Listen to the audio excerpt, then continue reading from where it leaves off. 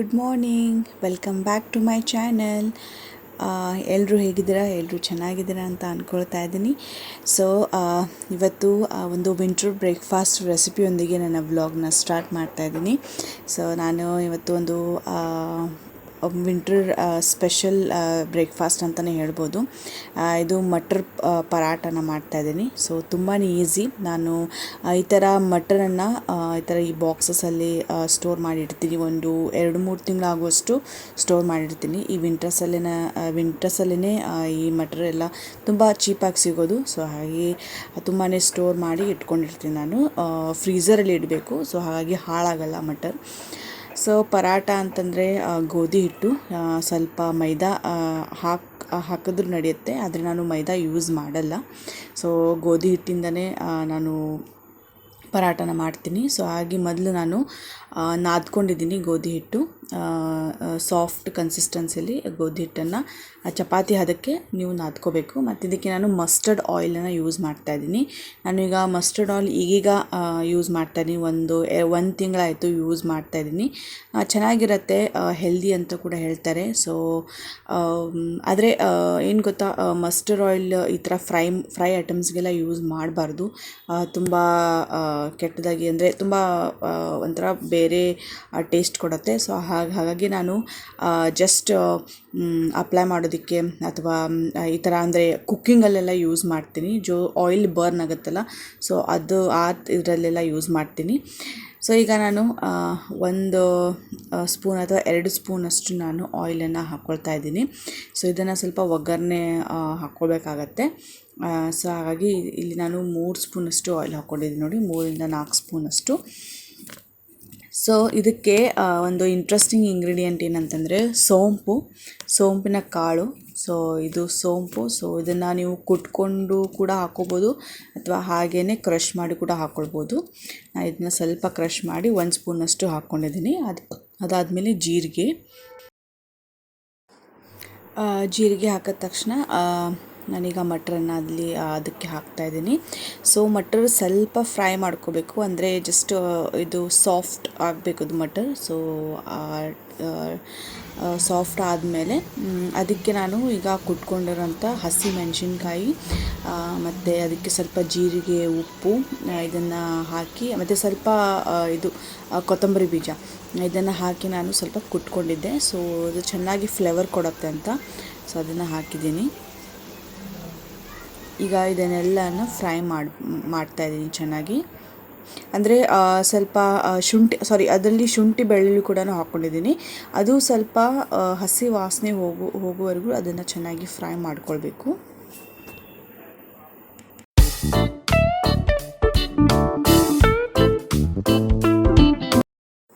ಸ್ವಲ್ಪ ಫ್ರೈ ಆದಮೇಲೆ ಇದಕ್ಕೆ ನಾನು ಉಪ್ಪನ್ನು ಬೆರೆಸ್ತಾ ಇದ್ದೀನಿ. ಸೊ ಉಪ್ಪು ಬೆರೆಸೋದ್ರಿಂದ ಇನ್ನೂ ಸ್ವಲ್ಪ ಸಾಫ್ಟ್ ಆಗುತ್ತೆ. ಈಗ ಇದು ಕೊರಿಯಂಡರ್ ಮತ್ತು ಜೀರಿಗೆ ಪೌಡರ್. ಸೊ ಈ ಥರ ನಾನು ಮಾಡಿ ಇಟ್ಕೊಂಡಿರ್ತೀನಿ, ಯಾಕಂದರೆ ನಾನು ಸಾಕಷ್ಟು ಪರಾಟನ ಮಾಡ್ತೀನಿ. ನನಗೆ ಪರಾಟ ಅಂದರೆ ತುಂಬ ಇಷ್ಟ. ಮನೇಲಿ ಎಲ್ಲರೂ ಬ್ರೇಕ್ಫಾಸ್ಟಿಗೆ ಎಲ್ಲರಿಗೂ ಇಷ್ಟ. ಸೊ ಬೇರೆ ಬೇರೆ ರೀತಿಯ ಪರಾಟ ಮಾಡ್ತೀನಿ. ಸೊ ಅದಕ್ಕೆ ಮೇನ್ ಅಂತಂದರೆ ನಾನು ಯಾವುದೇ ರೀತಿ ಮಸಾಲ ಹಾಕೋದಿಲ್ಲ.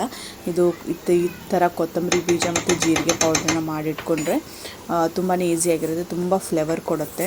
ಸೊ ಹಾಗಾಗಿ ನಾನು ಇದನ್ನು ಯಾವಾಗಲೂ ಮಾಡಿಟ್ಕೊಂಡಿರ್ತೀನಿ. ಈಗ ಇದನ್ನು ಮಿಕ್ಸ್ ಮಾಡ್ತಾಯಿದ್ದೀನಿ. ಚೆನ್ನಾಗಿ ಇದನ್ನು ಮಿಕ್ಸ್ ಮಾಡಬೇಕು. ಎಲ್ಲ ಇದು ಹಸಿ ವಾಸನೆ ಹೋಗೋವರೆಗೂ ಮಸಾಲೆ ಎಲ್ಲ ಸೇರ್ಕೋಬೇಕು. ಸೊ ಸ್ವಲ್ಪ ಒಂದು 2-3 ಮಿನಿಟ್ಸ್, ಜಾಸ್ತಿ ಬೇಡ, 2-3 ಮಿನಿಟ್ಸ್ ಜಸ್ಟ್ ಮಿಕ್ಸ್ ಮಾಡಿ.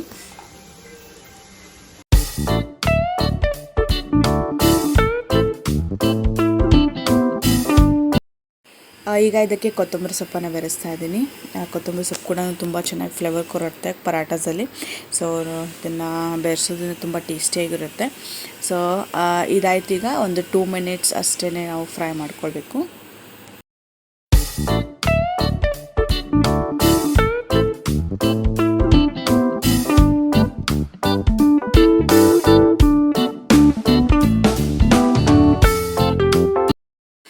ಈಗ ಈ ಸ್ಟಫಿಂಗ್ ಏನಿದೆ ರೆಡಿ ಆಗಿದೆ. ಇದನ್ನು ನಾನು ಚೆನ್ನಾಗಿ ಸ್ಮ್ಯಾಶ್ ಮಾಡ್ಕೊಳ್ತೀನಿ.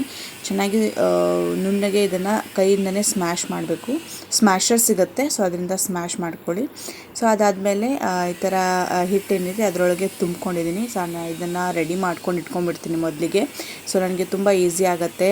ಬೇಗ ಬೇಗ ಲಟ್ಟಿಸಿ ನಾವು ಇದನ್ನು ಚಪಾತಿ ರೀತಿಯಲ್ಲಿ ಲಟ್ಟಿಸಿ ಆಮೇಲೆ ಬೇಯಿಸ್ಕೊಳ್ಬೇಕು. ಈ ಥರ ರೆಡಿ ಮಾಡಿಟ್ಕೊಂಡ್ರೆ ತುಂಬ ಈಸಿ ಆಗಿಬಿಡುತ್ತೆ, ತುಂಬ ಬೇಗ ಆಗಿಬಿಡುತ್ತೆ. ಸೊ ನಾನು ನೋಡಿ ಈಗ ಲಟ್ಟಿಸ್ಕೊಂಡಿದ್ದೀನಿ. ತೆಳುನೂ ಬೇಡ ಜಾಸ್ತಿ, ಮತ್ತು ಜಾಸ್ತಿ ದಪ್ಪನೂ ಬೇಡ, ಮೀಡಿಯಮ್ ಇದರಲ್ಲೇ ನಾನು ಲಟ್ಟಿಸ್ಕೊಂಡಿದ್ದೀನಿ.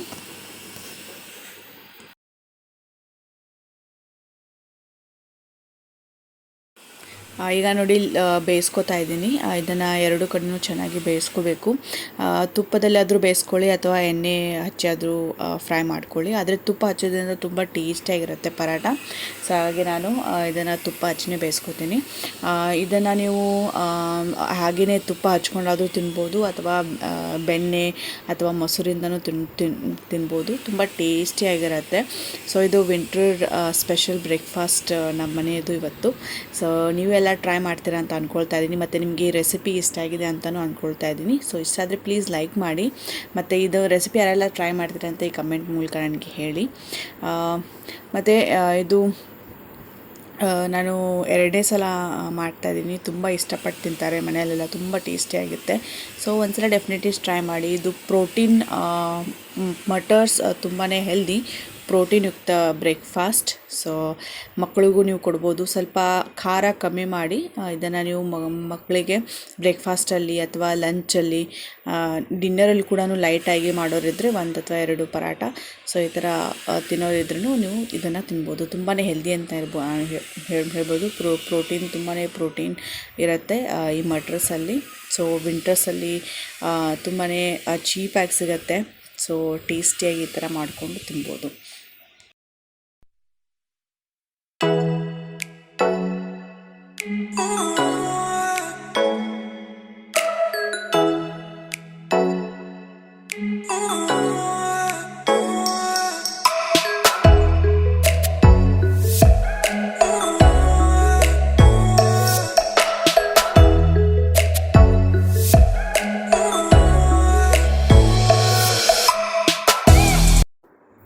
ಈಗ ಸಂಜೆ ಆಗಿದೆ, ರೆಡಿಯಾಗಿದ್ದೀನಿ, ಹೊರಗಡೆ ಹೋಗ್ತಾ ಇದ್ದೀವಿ.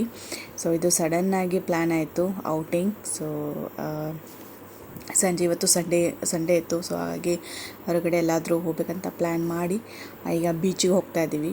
ಸೊ ನಾನು ಬಾಂಬೆಗೆ ಬಂದಾಗಿಂದ ತುಂಬ ಕಡಿಮೆ ಅಂತ ಅನಿಸುತ್ತೆ ಬೀಚಿಗೆ ಹೋಗಿರೋದು. ನನಗೆ ಬೀಚಿಗೆ ಹೋಗೋದಂತ ತುಂಬ ಇಷ್ಟ ಆಗುತ್ತೆ. ಸೊ ಅದು ಕಾಮ್ನೆಸ್ ಮತ್ತು ಇದು ಏನು ಗಾಳಿ ಏನಿರುತ್ತೆ ಅಲ್ಲಿ, ಮತ್ತು ಬೀಚಲ್ಲಿ ಆ ವಾತಾವರಣ ನನಗೆ ತುಂಬಾ ರಿಲೀಫ್ ಮತ್ತು ರಿಲ್ಯಾಕ್ಸ್ ಅನಿಸುತ್ತೆ. ಸೊ ಹಾಗೆ ಇಲ್ಲಿ ವರ್ಸೋವಾ ಬೀಚ್ ಅಂತ ಇದೆ. ಸೊ ತುಂಬ ಚೆನ್ನಾಗಿದೆ, ಕೂತ್ಕೊಳ್ಬೋದು ಅಲ್ಲೆಲ್ಲ. ಸೊ ಹಾಗಾಗಿ ಕ್ಲೀನ್ ಇರುತ್ತೆ. ಸೊ ಅಲ್ಲಿ ಹೋಗ್ತಾಯಿದ್ದೀವಿ. ನಮ್ಗೆ ಆಲ್ಮೋಸ್ಟ್ 1 hour ಅಥವಾ 1.5 hour ಆಗುತ್ತೆ ನಮ್ಮ ಮನೆಯಿಂದ. ಇದು ಟ್ರೈನಿಂದ ಮತ್ತು ಅಲ್ಲಿ ಮೆಟ್ರೋಯಿಂದ ಕೂಡ ಹೋಗ್ತೀವಿ. ಸೊ ಘಾಟ್ಕೋಪರ್ಗೆ ಬಂದು ಅಲ್ಲಿಂದ ವರ್ಸೋವಾಗೆ ಹೋಗೋದು.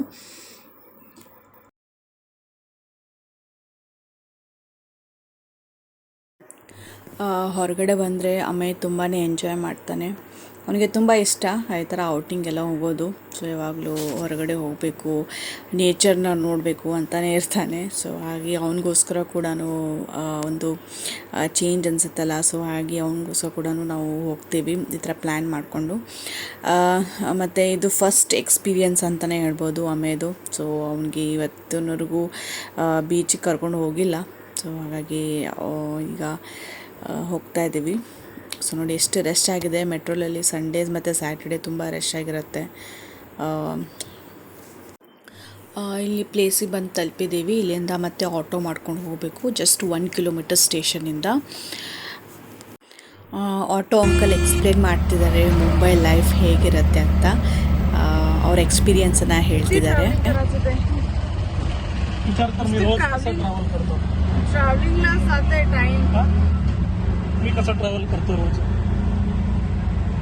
मुंबई आहे ना धंद्याचं जीवन, वरकडे कामाचा दिवस असतील तर मग सगळं जाम असतं.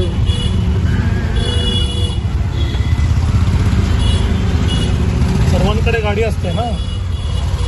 एका घरात एका फॅमिलीमध्ये 6-6 गाड्या असतात.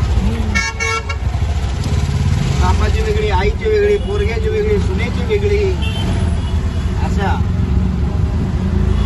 गाड्या ठेवायलाच जागा नाही.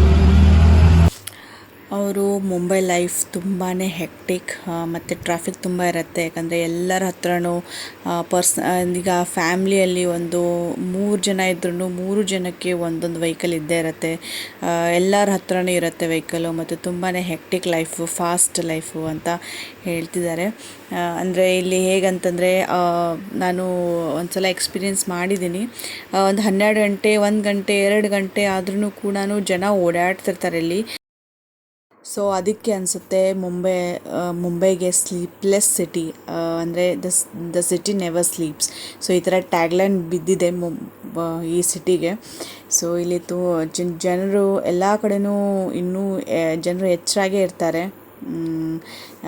ಆ್ಯಕ್ಟಿವಿಟೀಸ್ ಏನೇ ಇರ್ಬೋದು ಅಥವಾ ಟ್ರಾವೆಲಿಂಗು ಅದೆಲ್ಲ ಮಾಡ್ತಿರ್ತಾರೆ. ನಮ್ಮ ಊರಲ್ಲೆಲ್ಲ ಅಂದರೆ ಬೆಳಗಾಮಲ್ಲಿ ಎಸ್ಪೆಷಲಿ ನಾವು 12 ಗಂಟೆ ಅಥವಾ 1 ಗಂಟೆ ಹೋದು 12 ಗಂಟೆ ಬಿಡಿ 11 ಗಂಟೆಗೆ ನಾನು ಏನಾದರೂ ರೈಲ್ವೆ ಸ್ಟೇಷನಲ್ಲಿದ್ದರೆ ಯಾರು ಒಬ್ಬರು ಕಾಣಿಸಲ್ಲ. ಸೊ ಆ ರೀತಿ ಇರುತ್ತೆ. ಆ ರೀತಿ ತುಂಬಾ ಡಿಫ್ರೆನ್ಸ್ ಇದೆ ಬಾಂಬೆಗೂ ಮತ್ತು ನಮ್ಮ ಬೆಳಗಾಂ ಸಿಟಿಗೂ. ಸೊ ಬೀಚಿಗೆ ಬಂದಿದ್ದೀವಿ. ಸೊ ಆ್ಯಕ್ಚುಲಿ ತುಂಬ ಲೇಟ್ ಆಯಿತು ನಾವು ಬಂದಿರೋದು. ಬೀಚ್ ಒಂದು 5 o'clock ಅನಿಸುತ್ತೆ ಬಂದಿದ್ದೀವಿ. ಈಗೇನು ಸನ್ಸೆಟ್ ಆಗೋ ಟೈಮು. ಸೊ ಅಷ್ಟು ಅಂದರೆ ಜಾಸ್ತಿ ಹೊತ್ತಿರೋಕ್ಕಾಗೋದಿಲ್ಲ. ಜಸ್ಟ್ 1 hour ಇದ್ದು ಆಮೇಲೆ ಹೋಗ್ತೀವಿ.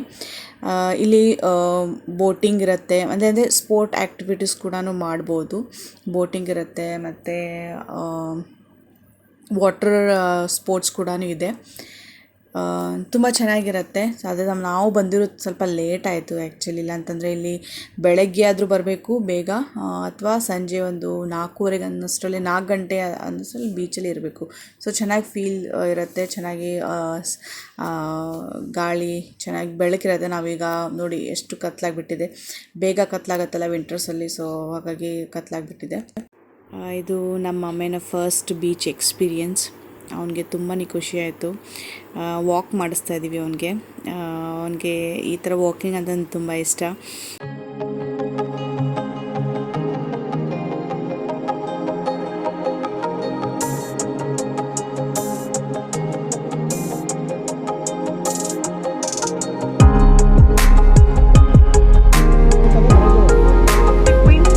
ಇದೇ ಸಮುದ್ರ ತಾನೆ, ಹಿಂಗೆ ಹೋಗ್ತದೆ ಅಷ್ಟೇ. ರಿವರ್ಸ್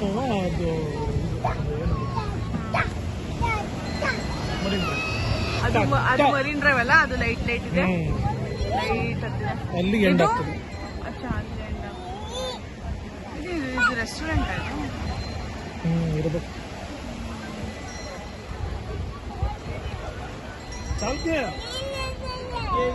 ಎಷ್ಟು ಜನ ನೋಡಿ, ಇವತ್ತು ಸಂಡೇ ತುಂಬ ಜನ ಸೇರಿದ್ದಾರೆ.